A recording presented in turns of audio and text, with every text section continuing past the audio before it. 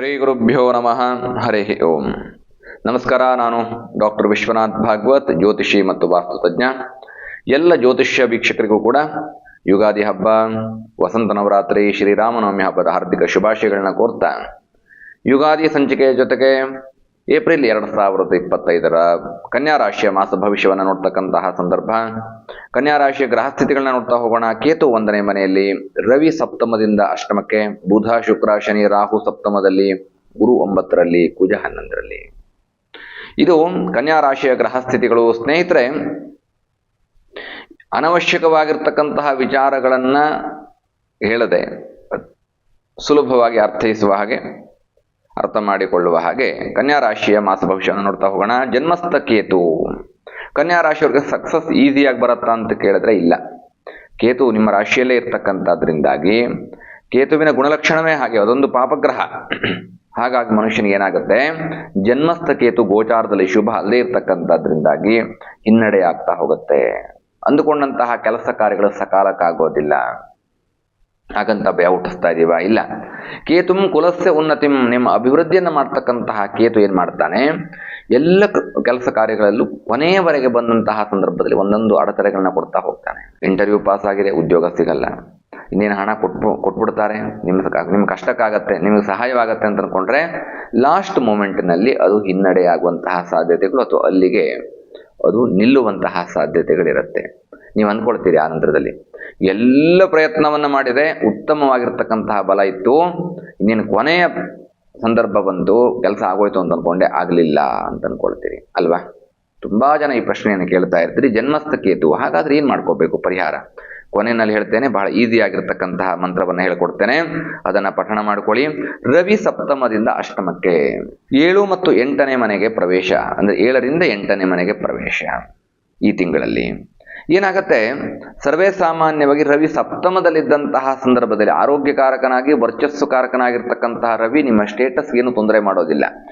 ನಿಮ್ಮ ಕೆಲಸದ ವೈಖರಿಯನ್ನ ಗುರುತಿಸಿ ಗೌರವಿಸುವಂತಹ ಒಂದು ಪರಿಸ್ಥಿತಿಯನ್ನ ನಿರ್ಮಾಣ ಮಾಡ್ತಾ ಹೋಗ್ತಾನೆ. ಆದ್ರೆ ಅಷ್ಟಮಕ್ಕೆ ಬಂದಂತಹ ಸಂದರ್ಭದಲ್ಲಿ ನೀವು ಅತಿಯಾದಂತಹ ಒಂದು ಕಾನ್ಫಿಡೆನ್ಸ್ ಇಂದಾಗಿ ಹೇಳ್ತಕ್ಕಂತಹ ಮಾತುಗಳು, ತೆಗೆದುಕೊಳ್ತಕ್ಕಂತಹ ತೀರ್ಮಾನ ರವಿ ಅಷ್ಟಮಕ್ಕೆ ಬಂದ ನಂತರದಲ್ಲಿ, ಅಂದ್ರೆ ಏಪ್ರಿಲ್ 15 ನಂತರದಲ್ಲಿ ಏನಾಗತ್ತೆ, ನಿಮಗೆ ಹಿನ್ನಡೆ ಆಗ್ತಾ ಹೋಗುತ್ತೆ. ಎಲ್ಲವೂ ಸಕ್ಸಸ್ ಸಿಗುವಂತಹ ಸಂದರ್ಭದಲ್ಲಿ ಒಂದೆರಡು ಕಾರಣಗಳು ನಿಮ್ಮನ್ನ ಪದೇ ಪದೇ ಒಂದಷ್ಟು ಅಪರಾಧಿಯ ಸ್ಥಾನದಲ್ಲಿ ನಿಲ್ಲಿಸುವಂತಹ ಪ್ರಯತ್ನ ಆಗ್ತಾ ಹೋಗುತ್ತೆ. ಅಥವಾ ಆರೋಪ ಅನ್ನುವಂಥದ್ದು, ಅಪರಾಧಿ ಅನ್ನೋದು ದೊಡ್ಡ ಶಬ್ದವಾಗೋಯ್ತು. ಆರೋಪ, ನೀವೇನು ಆ ಥರದ ತಪ್ಪುಗಳನ್ನು ಮಾಡಿದ್ರಿ, ಆ ತೀರ್ಮಾನಗಳನ್ನು ತೆಗೆದುಕೊಂಡ್ರಿ, ಅದು ನನಗೆ ಇಷ್ಟವಾಗಲಿಲ್ಲ, ಅಥವಾ ಮನೆಯಲ್ಲೇ ನೀವು ಹಾಗೆ ಹೇಳಿದ್ದು ನನಗೆ ಇಷ್ಟ ಆಗಲಿಲ್ಲ, ಅಥವಾ ಆಫೀಸಲ್ಲಿ ನೀವೇನೋ ಒಂದು ಮಾತನಾಡುವಂಥ ಸಂದರ್ಭದಲ್ಲಿ ನಿಮ್ಮಿಂದ ಈ ಮಾತು ಬರುತ್ತೆ ಅಂತ ನಾನು ಎಕ್ಸ್ಪೆಕ್ಟ್ ಮಾಡಿರಲಿಲ್ಲ, ಹೀಗೆಲ್ಲ ಹೇಳುವಂತಹ ಸಾಧ್ಯತೆಗಳಿರುತ್ತಲ್ಲ, ಇದು ಸಪ್ತಮದಿಂದ ಅಷ್ಟಮಕ್ಕೆ ಹೋದ ನಂತರದಲ್ಲಿ ಉಂಟಾಗತ್ತೆ. ಸಪ್ತಮದಲ್ಲಿದ್ದಾಗ ನಿಮಗೆ ತೆಗೆದುಕೊಳ್ತಕ್ಕಂತಹ ತೀರ್ಮಾನಗಳೆಲ್ಲವೂ ಕೂಡ ಜಯವಾಗತ್ತೆ. ಅಂದ್ರೆ 1ರಿಂದ 15 ಚೆನ್ನಾಗಿದೆ ಅಂತ ಅರ್ಥವಾಯಿತು. ಇನ್ನು ಬುಧ ಶುಕ್ರ ಶನಿ ರಾಹು ಸಪ್ತಮದಲ್ಲಿ ನೋಡಿ, ಪ್ರಾರಂಭದಲ್ಲಿ 15 ದಿನ ವಿಶೇಷವಾದಂತಹ ಯೋಗಗಳು. ಬುಧಾದಿತ್ಯ ಯೋಗ ಉಂಟಾಗತ್ತೆ. ಬುಧಾದಿತ್ಯ ಯೋಗದಿಂದ ಬಹುದ್ರವ್ಯಾರ್ಜನ ಯೋಗ, ಅಂದ್ರೆ ಪ್ರಾರಂಭದ 15 ದಿನಗಳು ಎಲ್ಲವೂ ನಿಮಗೆ ಫೇವರೇಬಲ್ ಆಗಿದ್ದಾವೆ. ನೀವು ಏನೇನು ಅನ್ಕೊಳ್ತಿರೋ ಅದೆಲ್ಲ ಕೂಡ ಸಕ್ಸಸ್ ಆಗ್ತಾ ಹೋಗುತ್ತೆ. ಯುಗಾದಿಯ ಫಲ ಅನ್ನುವಂಥದ್ದು ನಿಮ್ಮನ್ನ ರಕ್ಷಣೆ ಮಾಡ್ತಾ ಹೋಗುತ್ತೆ. ನಂತರದಲ್ಲಿ ನೋಡಿ, ಬುಧ ಶುಕ್ರನ ಸಂಯೋಗದಿಂದ ಕೂಡ, ಬುಧಾದಿತ್ಯ ಯೋಗ ಮತ್ತು ಬುಧ ಶುಕ್ರರ ಸಂಯೋಗದಿಂದಾಗಿ ಮತ್ತು ಶುಕ್ರ ಶನಿಯ ಸಂಯೋಗದಿಂದಾಗಿ ಬಹುದ್ರವ್ಯಾರ್ಜನ ಯೋಗ, ಆರ್ಥಿಕವಾದಂತಹ ಯಶಸ್ಸು, ಇವನ್ನೆಲ್ಲ ಕಾಣ್ತಾ ಹೋಗ್ತೀರಿ ಪ್ರಾರಂಭದಲ್ಲಿ 15 ದಿನ.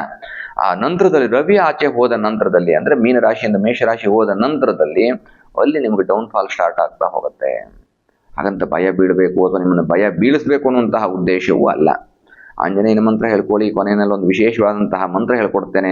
ಹಾಗಂತ ನಿಮ್ಮ ಗುರುಬಲ ಇಲ್ವಾ ಅಂತ ಕೇಳಿದ್ರೆ, ಈ ತಿಂಗಳು ಗುರುಬಲ ಇದೆ ನಿಮಗೆ. ನೋಡಿ, ಗುರು ಭಾಗ್ಯದಲ್ಲಿದ್ದಾನೆ. ಗುರುವಿಗೆ 9ನೇ ಮನೆ ವಿಶೇಷವಾದಂತಹ ಶುಭ ಸ್ಥಾನ, ಹಾಗಾಗಿ ಅತ್ಯಂತ ಹೆಚ್ಚು ಯಶಸ್ಸನ್ನ ಕಾಣುವಂತಹ ಸ್ಥಾನವಾಗಿದ್ದಾವೆ. ಗುರುಬಲ ತುಂಬಾ ಚೆನ್ನಾಗಿದೆ. ಅಂದ್ರೆ ಪ್ರಯತ್ನವನ್ನ ಪಡಿ, ದೈವಾನುಗ್ರಹ ಬೇಕು. ಪ್ರಯತ್ನ ಎಲ್ಲರೂ ಪಡ್ತಾರೆ, ಪ್ರಯತ್ನ ಪಡಿ ಅನ್ನುವಂಥದ್ದು ಕಾಮನ್ ವರ್ಡ್ ಆಗೋಯ್ತು ಅಂತ ಹೇಳ್ತೀರಿ. ದೈವ ಬಲ ಬೇಕು.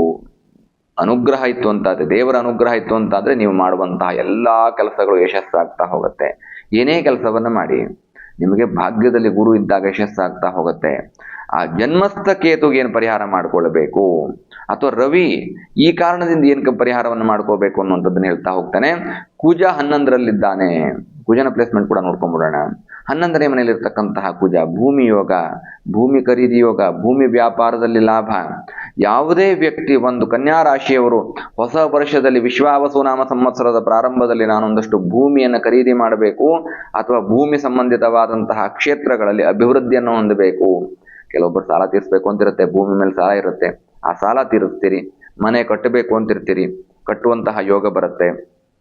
ನಂತರದಲ್ಲಿ ಇರುವಂತಹ ಪ್ರಾಪರ್ಟಿನ ಏನೋ ಕಷ್ಟಕ್ಕೋಸ್ಕರ ಮಾರಾಟ ಮಾಡಬೇಕು ಅನ್ನುವಂಥದ್ದಿರುತ್ತೆ. ಎಲ್ಲವನ್ನು ಮಾಡುವಂತಹ ಸಂದರ್ಭದಲ್ಲಿ ಯೋಗ ಉಂಟಾಗುತ್ತೆ. 11ನೇ ಮನೆಯಲ್ಲಿ ಕುಜ ಇದ್ದಾನೆ.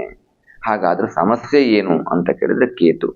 ನೋಡಿ, ಕೇತು ಪಾಪಗ್ರಹವಾಗಿರ್ತಕ್ಕಂಥದ್ರಿಂದ ಇಲ್ಲಿ ಎಲ್ಲ ದುಷ್ಟಶಕ್ತಿಗಳನ್ನ ದಮನ ಮಾಡ್ತಕ್ಕಂತಹ ಮಂತ್ರಾದಿಗಳನ್ನ ಹೇಳ್ಕೊಳ್ಬೇಕಾಗತ್ತೆ. ಈ ಮಂತ್ರವನ್ನು ಹೇಳ್ಕೊಳ್ಳಿ, ನಿಮಗೆ ವಿಶೇಷವಾದಂತಹ ಯಶಸ್ಸು ಪ್ರಾಪ್ತವಾಗತ್ತೆ. ಕನ್ಯಾ ರಾಶಿಯವರಿಗೆ ಏಪ್ರಿಲ್ ತಿಂಗಳಿನಲ್ಲಿ ಯಾವುದೇ ರೀತಿಯಾದಂತಹ ಕಷ್ಟಗಳು ಬರೋದಿಲ್ಲ. ಏನು ಹಾಗಾದ್ರೆ ಆ ಮಂತ್ರ? ಓಂ ಹರಿಮರ್ಕಟ ಮರ್ಕಟಾಯ ಲುಂ ಆಕರ್ಷಿತ ಸಕಲ ಸಂಪತ್ಕರಾಯ ಸ್ವಾಹ. ಈ ಮಂತ್ರವನ್ನ ಹೇಳ್ಕೊಳ್ಳಿ. ಓಂ ಹರಿಮರ್ಕಟ ಮರ್ಕಟಾಯ ಲುಂ ಆಕರ್ಷಿತ ಸಕಲ ಸಂಪತ್ಕರಾಯ ಸ್ವಾಹ. ಏನು ಆಕರ್ಷಿತ? ನೀವು ಆಕರ್ಷಣೆಗೊಂಡಂತಹ ವಸ್ತು ಅಥವಾ ಹಣ ಅಥವಾ ನೀವು ಆಕರ್ಷಣೆ ಪಟ್ಟಿರ್ತಕ್ಕಂಥ ಅಂದ್ರೆ ನಿಮ್ಗೆ ಇಷ್ಟವಾದಂತಹ ಪೊಸಿಷನ್ನು, ಸ್ಥಾನಮಾನ, ಇವೆಲ್ಲವೂ ಕೂಡ ಅನುಗ್ರಹಿಸುವ ಹಾಗೆ ಪ್ರಾರ್ಥನೆ ಮಾಡಿಕೊಳ್ತಕ್ಕಂತಹ ವಿಶೇಷವಾದಂತಹ ಮಂತ್ರ. ಈ ಮಂತ್ರವನ್ನು ಹೇಳ್ಕೊಳ್ಳಿ, ನಿಮ್ಮ ಎಲ್ಲಾ ಕಷ್ಟಗಳು ದೂರವಾಗುತ್ತೆ. ನಿಮ್ಮ ಜೀವನದಲ್ಲಿ ಜಯ ಯಶಸ್ಸು ಅನ್ನುವಂಥದ್ದು ಪ್ರಾಪ್ತವಾಗುತ್ತೆ.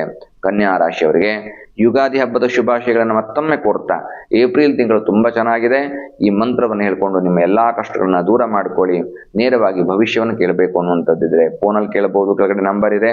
ಅಥವಾ ಭವಿಷ್ಯ ಮಹಾಗಣಪತಿ ಪುಣ್ಯಕ್ಷೇತ್ರ ಮಾದಾವರ ಬೆಂಗಳೂರು, ಈ ಸ್ಥಳಕ್ಕೆ ಬಂದು ನಿಮ್ಮ ಭವಿಷ್ಯವನ್ನು ತಿಳ್ಕೊಂಡು ನಿಮ್ಮ ಜೀವನವನ್ನು ಉಜ್ವಲವಾಗಿ ಮಾಡಿಕೊಳ್ಳಿ ಅನ್ನುವಂತಹ ಮಾತನ್ನು ಹೇಳ್ತಾ, ಕನ್ಯಾ ರಾಶಿ 2025 ಏಪ್ರಿಲ್ ತಿಂಗಳಿನ ಮಾಸ ಭವಿಷ್ಯವನ್ನು ಮುಗಿಸ್ತಾ ಇದ್ದೇನೆ ಸ್ನೇಹಿತರೆ. ಶುಭವಾಗಲಿ.